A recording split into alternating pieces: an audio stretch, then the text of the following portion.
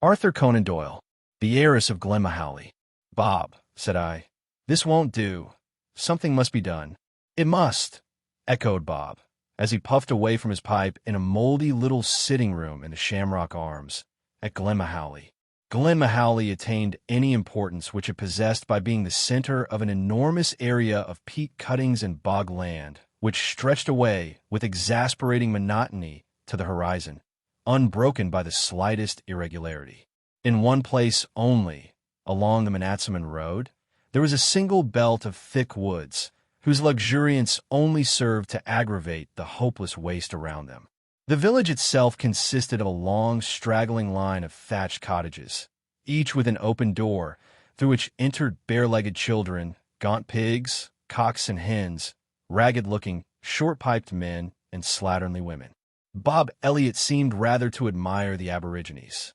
No doubt it tickled his vanity to hear admiring exclamations as he went down the street, such as, "Look at him now! Look at the elegant fut on him!" or "Och, then and isn't he a beautiful gentleman entirely?"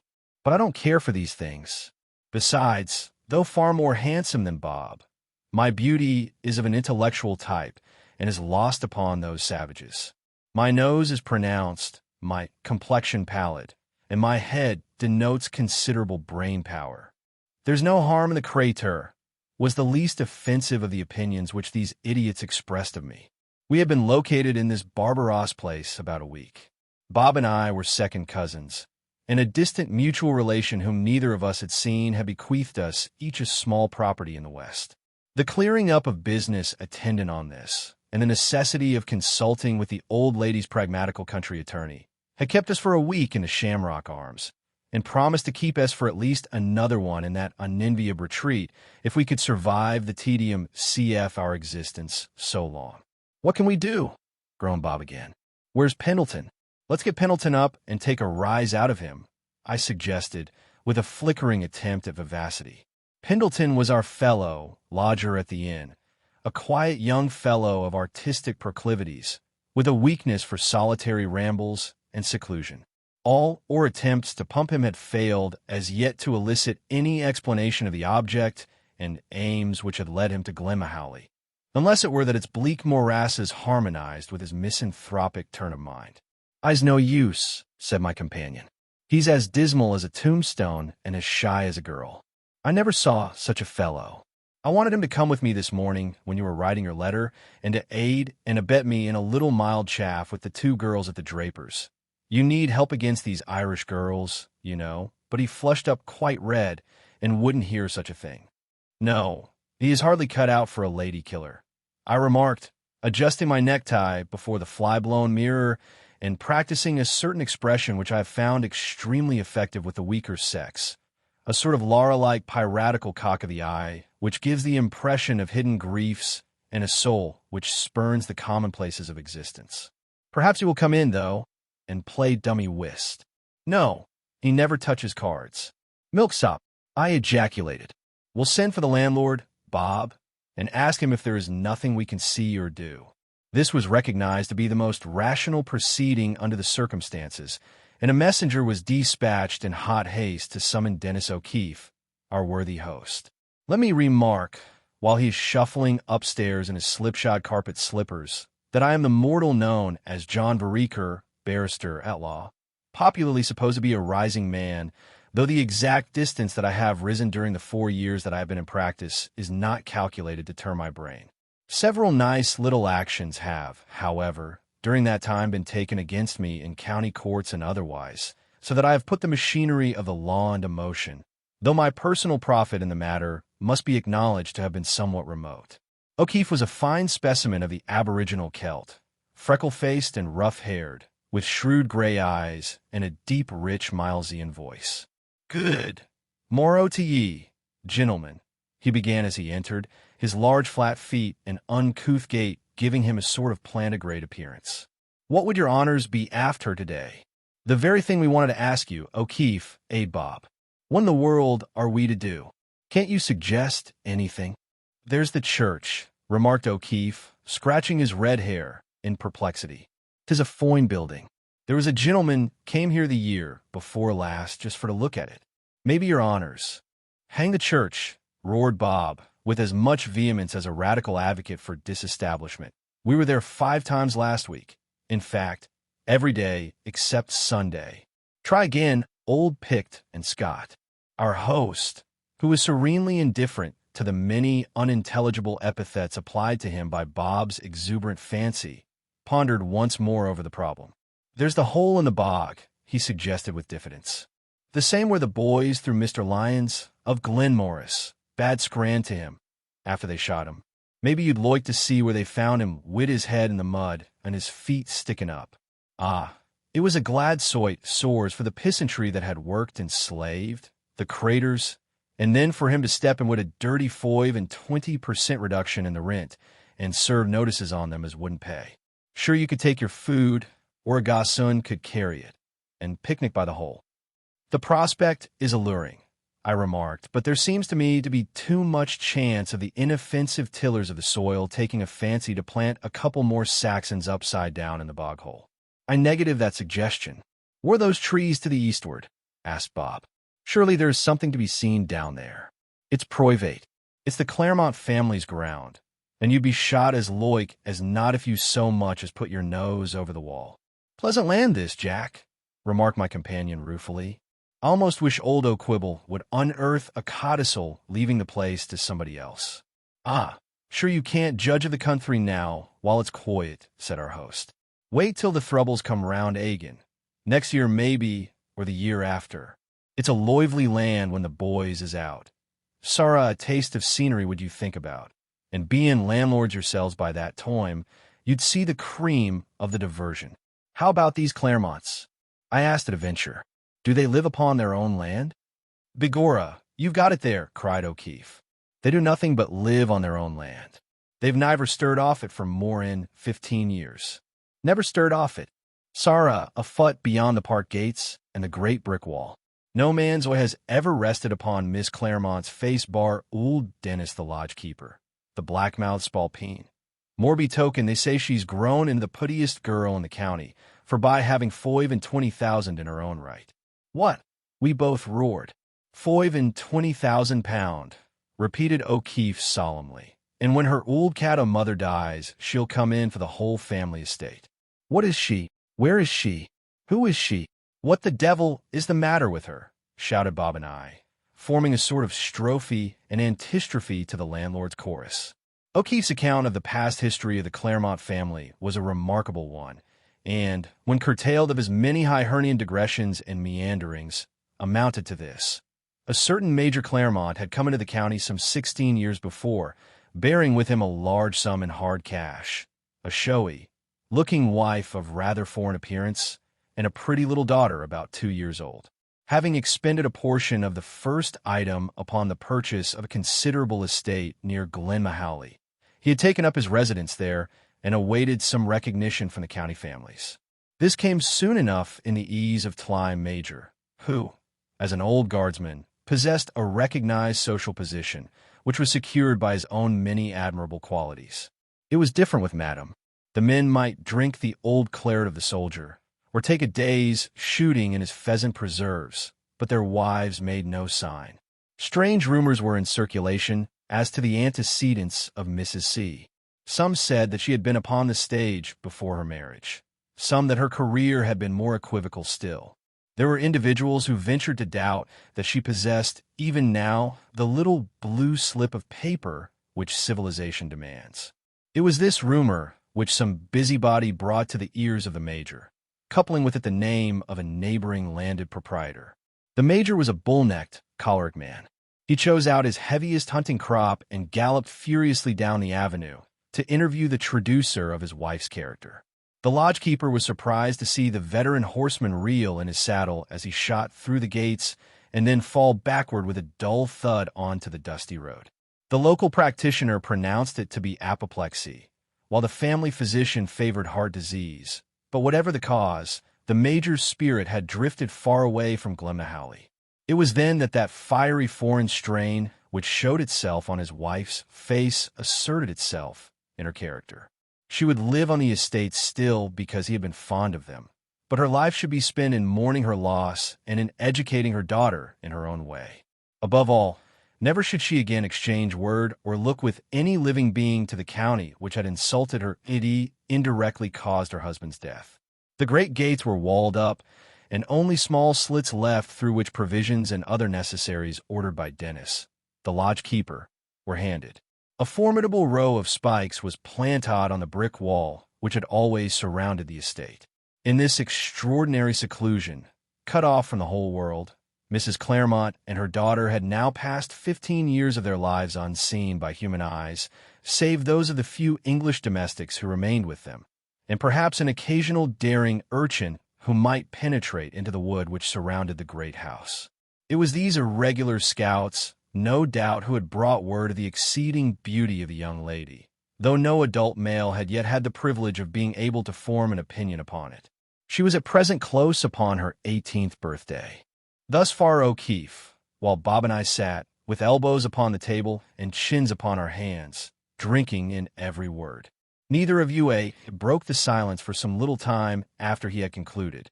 Bob Elliott puffed furiously at his pipe, while I looked dreamily out of the window at the thatched roofs of the cottages and the long, monotonous stretch of bogland in the distance. "She is beautiful?" asked Bob at last. "She is that. And rich?" I queried. "Divil a doubt of it." We relapsed into another silence, in the midst of which our worthy landlord, evidently thinking us the worst of company, stole out of the room, walking for some unknown reason upon the tips of his toes, as if he were afraid of waking us. Left to ourselves, we became even more meditative than before. Bob strolled restlessly up and down in front of the door. I whistled and continued to stare out of the window. We were both lost in our own thoughts. "Fancy a girl who has never even seen a male fellow creature," ejaculated Bob at last. "Who is unfettered by the conventionalities of civilization," said I. "How artless she must be, and how simple," remarked my companion, twisting his mustache. "What a depth of pent-up affection there must be in that heart," I exclaimed, with my corsair-like look of slumberous passion. "How charmingly childlike and romantic," said Bob, smoothing his hair in the glass. "How easy for a dashing young fellow to win," I returned, smiling at my own reflection over Bob's shoulder. It is a curious fact that for the remainder of the day, though nothing in the shape of a distraction turned up, neither of us complained of the ennui of a residence in Glenmahowley. We both seemed suddenly reconciled to a contemplative existence, and even became tolerant of Pendleton, whose contentment under existing circumstances had struck us hitherto as nothing less than an insult. He came in about supper time with his sketchbook and his mud-bespattered boots, apparently as happy as if he were among the most artistic scenery in the world. If it were not for his shyness and reserve, he would be rather a pleasant fellow, that is, in gentlemen's society, for his diffidence would ruin him among women. He is tall, slim, and fair-haired, rather a good-looking young man, decidedly more so than Bob. I did not sleep very well that night. Neither did my companion. He showed his tousled head round the corner of my door somewhere, about 2 o'clock in the morning. "Hello, Jack," he said. "Are you asleep?" "No." "What was the figure again?" 25, I growled. "I thought it was 20. "Thanks. Good night." "Good night." And the head disappeared like the apparition in Macbeth. It was evident that our thoughts were running in very much the same groove. As for me, my plans were matured, and I could afford to smile at Bob's cogitations. While he hankered aimlessly for the prize, I should swoop down and carry it off. The Verekers were always noted for their iron determination. I chuckled to myself while I dropped to sleep as I thought of the march which I should steal upon him on the morrow. The day broke without a cloud on the sky. Both Elliott and Pendleton were somewhat silent at breakfast, and as I was engaged in planning the details of the enterprise to which I had determined to commit myself, I did not attempt to enter into conversation with them. After the meal, Pendleton remarked that he would take a short stroll in search of effects, and Bob almost immediately afterward sallied out for a mouthful of fresh air. This was a most unexpected piece of luck. I had ransacked my brain for some excuse which would enable me to get rid of my companion, and here he had solved the problem of his own accord. Giving him half an hour's grace to take him well out of the way, I slipped out through the back door of the Shamrock Arms and made my way rapidly down the Morristown Road in the direction of the Claremont estate. My sole doubt and anxiety was as to how I was to succeed in obtaining an interview with the young lady. Should fortune befriend me, in that matter the rest appeared simple enough. I pictured to myself her mental condition, the sense of desolation which must oppress her young soul. Cooped up away from the world, her heart must yearn for some manly bosom upon which to rest her head, some strong arm to break her fetters. Besides, I was a man with exceptional personal advantages. Without being conceited, I have a just appreciation of my own merits. To eyes accustomed to nothing but an occasional glance of Dennis, the lodge-keeper, I should appear an Adonis. By the way, how about Dennis? Might he not resent my intrusion? Pooh! He was an old man. I remember the landlord saying so. What would I not risk for the girl whom I was prepared to adore? Perhaps he would have a gun, though. These Irishmen are hot-headed and bloodthirsty. I grew thoughtful and slackened my pace. By this time I had come to the place where a high brick wall, with a conical coping bristling with spikes and pieces of broken bottles, ran along by the side of the road. This I recognized, from O'Keefe's description, as being the boundary line of the Claremont estate. At the other side of the wall there was, as far as I could see, a thick forest. Should I do it, or should I not? I thought of the £25,000. Besides, what would a gatekeeper be doing with a gun? What a sell for Bob Elliott. And for Pendleton, the shy Pendleton, would they not curse their want of energy when they saw the prize which had slipped through their fingers?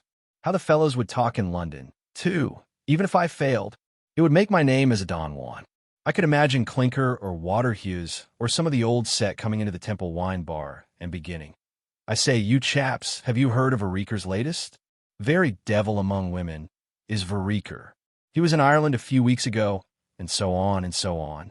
"By Jove," I cried as I approached the wall in a paroxysm of recklessness, "I'll do it if I have to skin my knee." I did skin my knee. In fact, I skinned them both. I also removed portions of integument from my scalp, shoulder, elbow, hand, and ankle, besides splitting my coat and losing my hat. I was recompensed for all this, however, as I sat astride upon the top of the wall and looked down into the forbidden land beyond. I could have laughed at the thought of the march I was stealing on my two companions. I would have done so had it not been for a spike which was running into the calf of my leg. The drop on the other side did not look very deep. I held on to the largest projection I could see and lowered myself until my feet were not more than a yard or so from the ground. Then I let go, but only to find that I hung suspended by a hook which had passed through my waistband. This impediment, however, gave way, and I fell with a crash for about 9 feet into a sort of trench which had been dug apparently all round the inner side of the wall and was so artistically covered with grass and sticks that it was impossible to detect it from the top. All this I discovered after I crawled out of it, for during the few minutes that I lay at the bottom, every idea was shaken out of my head beyond a general impression that I had been struck by lightning. The trees grew so thickly together that it was impossible to see for any distance into the wood, and the brushwood was so dense that it was no easy matter to move in any direction.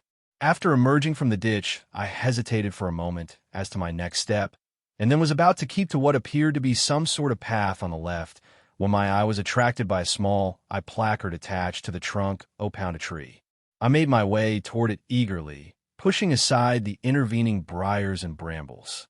It might contain some directions which would enable me to find my way, or, romantic thought, it might be that the lonely Beatrice I was in search of had inscribed her pinings and longings where they might meet the eye of an adventurous stranger. As I stood before the inscription and read it, I felt a kind of cold flush, if the expression be permissible, pass along my spine and up to the roots of my hair, while my knees, or what was left of them, knocked together like castanets. Scrawled upon the paper in a rough, bold hand were the 3 words, "Bloodhounds, spring guns, man-traps." Unpleasant words at any time, but most particularly so amid the gloom of a forest with a 10-foot wall in one's rear. The announcement was a concise one, and yet I felt as I reperused it that it contained more food for reflection than any volume which I had ever read. Was I to abandon my enterprise now that the first difficulty had been successfully overcome? Possibly the notice was a mere empty threat. Surely no one would allow such things to remain in their shrubberies. The combination of ideas was so dreadful. Suppose that I was caught in a man-trap, whatever that might be, and was then attacked by a bloodhound. The mere supposition made me shudder. But then if these frightful dogs were really roaming about over the forest, how was it that none of them were shot by the spring guns or caught in the traps? This consideration revived my drooping spirits, and I pushed on through the thick underwood. As I advanced, it opened up somewhat, so that I made better progress. A few half-overgrown paths meandered here and there, but I avoided these and kept under the concealment of the trees. Never shall I forget that dreadful walk. Every time a twig snapped, I sprang into the air under the impression that I was shot. No hero of romance ever underwent such an ordeal for his lady, and indeed, no lady was ever worth it. 25,000 pounds, however, are enough to steal the heart of the most timorous, but even they would hardly recompense me for the frights which were in store for me. I had got to one of the deepest and one of the most secluded parts of the wood, when I stopped suddenly and crouched down, trembling in every limb. Was it the sound of footsteps which had been wafted toward me on the breeze? I listened intently, and then with a long sigh of relief was about to rise, convinced that I had been mistaken, when the same sound came to my ears, but much louder than before. There could be no question that it was approaching me. I lay down upon my face among the prickly brambles, hoping to escape observation. The footsteps continued to come nearer and nearer. They were those of a man, but put down stealthily and softly, as if he were also shunning observation. Could it be that some ruffian had observed me and was hunting me down as one stalks a deer? He was coming nearer and nearer. I could hear the rustle of the leaves as he brushed past them. It seemed to me that I could even distinguish the sound of his breathing. Nearer he came, and nearer still. He was close to me, and the next moment the brambles in front of me parted, and a man stepped out almost upon the top of me, and staggered back with a shout as I sprang to my feet. The voice seemed familiar. So did the figure. Could be. Yes. There was no mistaking the identity of Mr. Robert Elliott, of Lincoln's Inn, said quantum mutatis ab illo.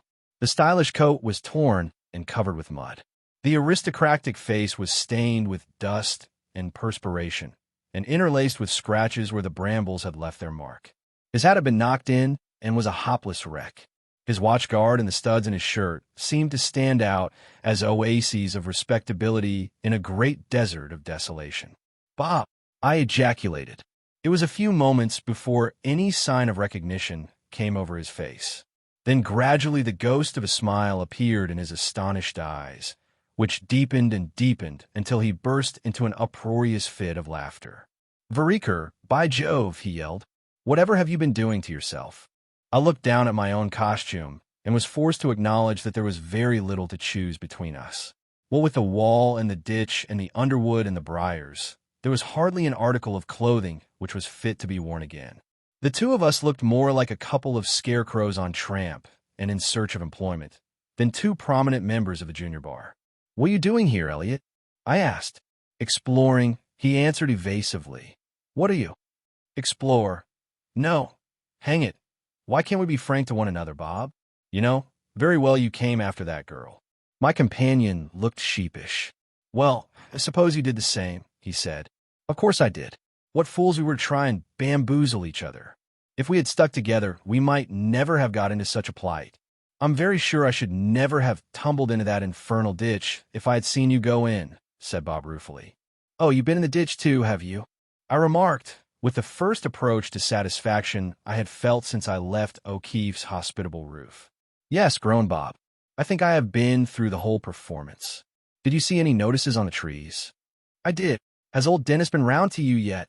"No. Have you seen him?" "Yes. He passed within 10 yards of me a short time ago. At least I suppose it was him. A big gaunt fellow with a great stick." "Heaven save us!" I ejaculated. "However, he has passed now, and the question is, what are we to do?" "Persevere," I responded manfully. "It would be more dangerous to go back than to go on, since that truculent gatekeeper is behind us." "Right you are. said Elliott, with a melancholy attempt at cheerfulness. You lead on, and I'll follow. No, you go first, I answered, not, I am bound to say, from any innate courtesy or feeling of politeness, but with an idea that dangers from the abominations mentioned on the placard would be lessened thereby. We threaded our way through the forest in Indian file, and after advancing for about half a mile, were evidently close to the edge of it. The trees were smaller and the unplanted spaces larger. Suddenly Bob pulled up and pointed in front of him. There's the house, he said. There was sure enough, a stern-looking edifice of gray stone with a large number of small, glimmering windows. There was a lawn in front of it, very tastefully laid out, which somewhat relieved the gloomy and prison-like appearance of the building. No one was to be seen either outside or at the windows. We held a council of war as to what our next step would be. We can't walk right up to the house under some excuse or other, can we? Said Bob. It would be too dangerous, I remarked. There's no saying what they might do to us. They seem to be very savage people.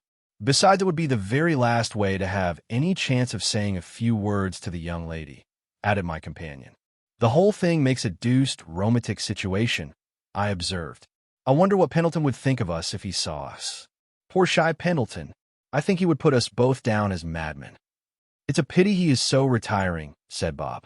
But I say, Jack, what do you intend to say to the young lady when you see her? Why, I propose to tell her of my love straight off and ask her to fly with me. It must be all done today. I'm not coming in here again on any consideration. Besides, I think it will not be difficult to carry a romantic girl of that sort by a kind of coup de main. But that's exactly my plan, said Bob plaintively. The deuce it is, I ejaculated. By George, there she is. The last exclamation was drawn from me by the appearance upon the steps of the house of an elegantly dressed young lady. Her features were invisible, owing to the distance, but her erect carriage and the long, graceful curves of her figure showed that report had not exaggerated her charms. She turned as she came out to address an elder woman, her mother probably, who followed her. The latter seemed, as far as we could make out, to be weeping, for she raised her handkerchief to her eyes several times, while the girl passed her arm round her neck as if to console her. In this she appeared to succeed, for the elder went back into the house, and the younger sprang down the 3 steps at a single bound and hurried away with long, elastic steps down the path which led into the shrubbery. We must follow her, I cried. Take your time, said Bob. We must come to some agreement before we start. It would be too ridiculous for the two of us to plunge at her together and begin pouring out 2 confessions of love. It might startle her, I remarked, especially as she has never seen either of us before. Who is to have the preference, then? I am the elder, I observed. But then I left the inn first, objected Elliott. Well, suppose we toss for it. I suppose we must, said Bob gloomily, producing a penny and spinning it up in the air. Heads, so it is. Just my luck. Of course, if after your proposal the young lady thinks fit to refuse you, I am at liberty to do whatever I choose. Is that agreed? Certainly, I answered, and we both pushed on rapidly through the shrubbery, gaining confidence as we saw some prospect of attaining our object. There she is, whispered Bob, as we saw the flutter of a pink dress among the trees in front of us. There's a man talking to her. Impossible. There is. If there was, he must have disappeared very rapidly on hearing our approach, for when he got near enough to her to see her whole figure, she was alone. She turned with a start of surprise, and seemed inclined for a moment to run away from us. But then, recovering herself, she came toward us. As she advanced, I saw that she was one of the most lovely girls that I had ever seen in my life. Not at all the doll-like sort of beauty that I had imagined from what I knew of her training, but a splendid, well-developed young woman with a firmly set lower jaw and delicately molded chin, which would have been almost masculine in their force had they not been relieved by a pair of pensive blue eyes and a sweetly sensitive mouth. Somehow, as I found her steady gaze directed at me, all the well-turned speeches which I had rehearsed in my mind seemed to fade entirely from my memory and leave nothing but an utter blank behind. The amorous gallop with which we bore down upon her subsided into a ridiculous trot, and when eventually I pulled up a few yards in front of her, I could no more have uttered a word of explanation than I could have recovered my lost hat or concealed the gaps in my clothing. "I fancy you must have mistaken your way," she said in a low, sweet voice without the slightest appearance of being affected by this apparition of young men. I felt Bob nudge me from behind and whisper something about going ahead and making the running, but my only inclination under the gaze of those calm, tranquil eyes was to make the running in the opposite direction at the top of my speed. "The house is over there," she observed, pointing through the trees. "I suppose that you are the bailiff." "Bailiffs?" I gasped. "Excuse me if I do not give you your proper title," she continued with a melancholy 3-mile. "It is the first time that we have ever been brought in contact with the officers of the law, and hardly know how to address them. We have expected you for 2 days." "Bob," and I could only stare at her in silent bewilderment. "There is one thing I should like to ask you," she went on, drawing nearer to us with her lines clasped and a beautiful, pleading expression upon her face. "Though my mother and I are almost beggars now, remember that she is a lady, delicately reared and sensitive. Above all, remember that she has no one to protect her or to take her part. Be gentle with her, therefore, and do you duty without wounding her feelings more than you can help." "Bob," I whispered, drawing my companion aside, though he still continued to stare idiotically over my shoulder at the young lady. "Do you realize it? They expect the bailiffs. There's no money in the concern. What are we to do?" "She's an angel," was all Bob could evolve. "So she is, but she's got no money." "Then you give her up?" "I do," said I with a sentimental twinge in my heart. "Sentimentalism has always been my weak point." "You won't propose?" asked Bob excitedly. "No. Marriage is an expensive luxury. Besides what? I am convinced she would not have me."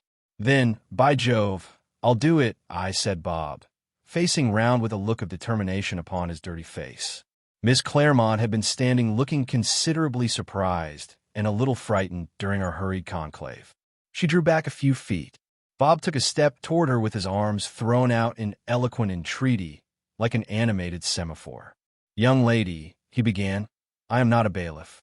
I belong to another and a higher branch of the legal profession.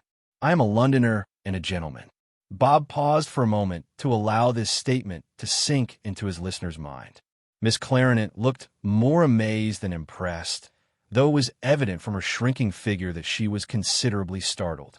"In a foreign land," cried Bob, warming to his work, "a land beyond the seas. I allude to England. I heard of your charms and of your solitary existence, and I swore. That is to say, we both did, only I lost the toss, to save you and bring you out into the great world which you are so fitted to adorn. We crossed the deep, which made us both exceedingly unwell, and flew to your rescue. We have scaled this inhospitable wall of yours. If you doubt my statement, you will find a large portion of the sleeve of my coat upon one of the spikes which adorn it. We also ran the gauntlet of the many unpleasant things which your amiable parent seems to have littered about for the benefit of the casual stranger. Dear girl," continued Bob, advancing with an imbecile grin upon his countenance, which he imagined no doubt to be a seductive smile, "fly with me. Be mine. Share with me the wild free life of a barrister. Say that you return the love which fills my heart. Oh, say it." Here Bob put his hand over a hole in his waistcoat and struck a dramatic attitude. During this extraordinary address the young lady had been gradually edging away from us, and at its conclusion she burst into a merry peal of laughter. "Edward," she cried, "Ned, do come out. It's really too ridiculous, but I don't know what to say to them." At this summons a man emerged from behind a tree where he had concealed himself and flew to her side. Imagine our petrifying and all-absorbing astonishment when we recognized in him Pendleton, our retiring companion of the inn. "Don't be frightened, darling," he said, passing his arm round her slender waist, to Bob's intense and audible disgust. "I can understand, gentlemen," he went on, "the romantic motives which have led you here, but you will see how futile they are when I tell you that this lady is my wife." "Your what?" roared Bob and I in chorus. "My wedded wife. You are the first that have heard our secret, though Mrs. Claremont must learn it today. It does not matter to you how we met or how we married. Suffice it that it is so. Today the ruin which I had long foreseen has come upon the household. Mrs. Pendleton thinks it may have softened the hard heart of her mother, and we're going up now to see her together, to confess what we have done, and to offer her a home for the rest of her life at my place in Devon. You will see, gentlemen," he continued, "that a delicate matter of this sort must be done without interruption and at once. You will therefore excuse us from showing you off the grounds. I may say, however, that if you will keep to that path on the left you will soon find yourselves at the boundary. And now, gentlemen, my wife and myself must wish you a very good morning." With which he offered the young lady his arm, and the two strolled off together in the direction of the house. How long Bob and I stood there gazing after them, and at each other neither of us could ever determine. Then we plodded sullenly down the path pointed out, without exchanging a word, and after sundry gymnastic exercises found ourselves in the road once more. Bob was inclined to be sentimental all day, and perhaps I was hardly myself either. When night fell, however, and a steaming jug of hot water was brought up, flanked with a lemon on one side and the sugar on the other, while the whiskey bottle towered in the rear. We began to get over our troubles, and I doubt if O'Keefe, when he joined us, could have given a guess at the stirring events which had occurred since he told us the story of the Claremont family the night before. Certainly, by next morning there were no traces left of our short matrimonial campaign. Another week found us in our chambers in town, settling down comfortably into the old routine. I do not know where our next holiday will be spent, but I confidently predict that it will not be at Glenmahowley. I have heard nothing since of the Pendletons beyond the fact that he is the owner of a large estate on the borders of Dartmoor. Bob talks of visiting those parts in the spring, but I think for his own peace of mind he had better steer clear of those blue eyes and sweet features which are our only pleasant recollection of the land of bogs.